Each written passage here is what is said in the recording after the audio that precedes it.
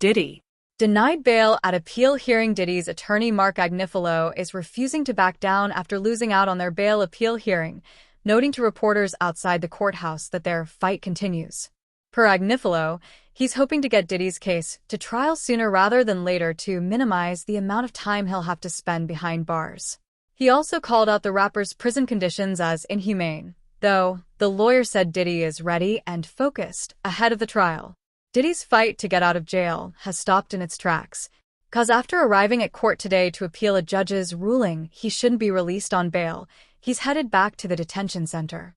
The rap mogul arrived at a federal courthouse in New York City Wednesday, where his sons, Christian and Justin, came out to support their dad, though ultimately, the judge in the case decided not to grant Diddy bail. U.S. District Judge Andrew Carter, after hearing arguments from the lawyers, said he was turning down the request because the government has proven the defendant is a danger. The bail package is insufficient even on risk of flight. Assistant U.S. Attorney Emily Johnson mentioned the freak-offs, sex parties Diddy would allegedly host.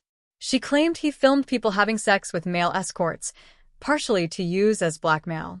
Johnson says these victims are claiming he drugged them and then used the tapes he made to extort them as well. Diddy has flatly denied these claims.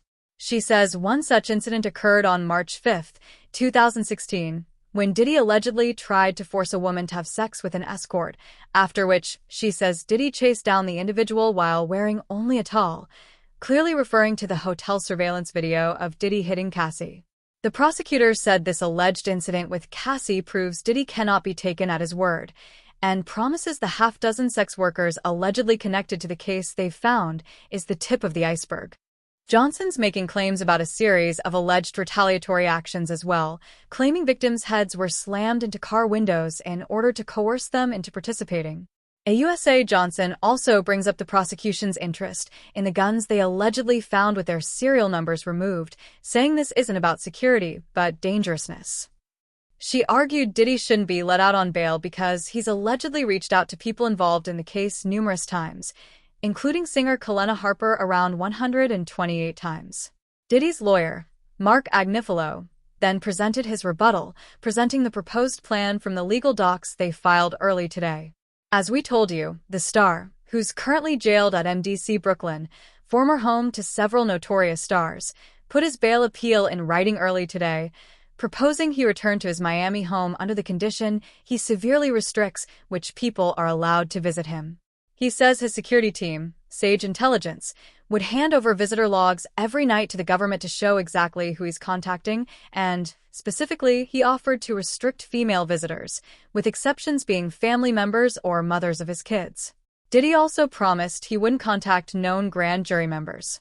In fact, his lawyers say he won't even have a cell phone, so he wouldn't have been able to contact anyone. As for how much he was offering, Diddy stuck to his $50 million bail package, secured by his Miami residence and his mother's home.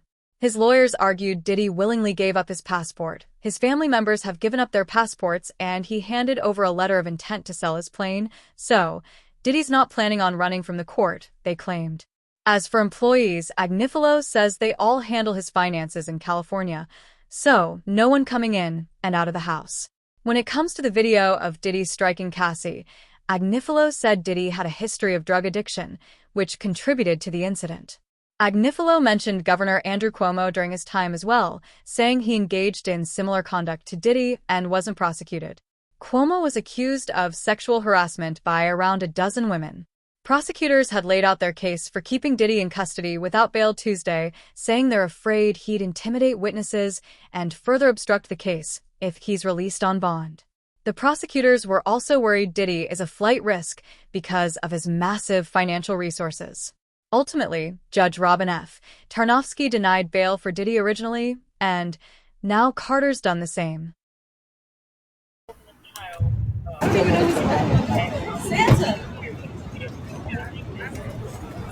I love the jacket. Making a statement. You look great.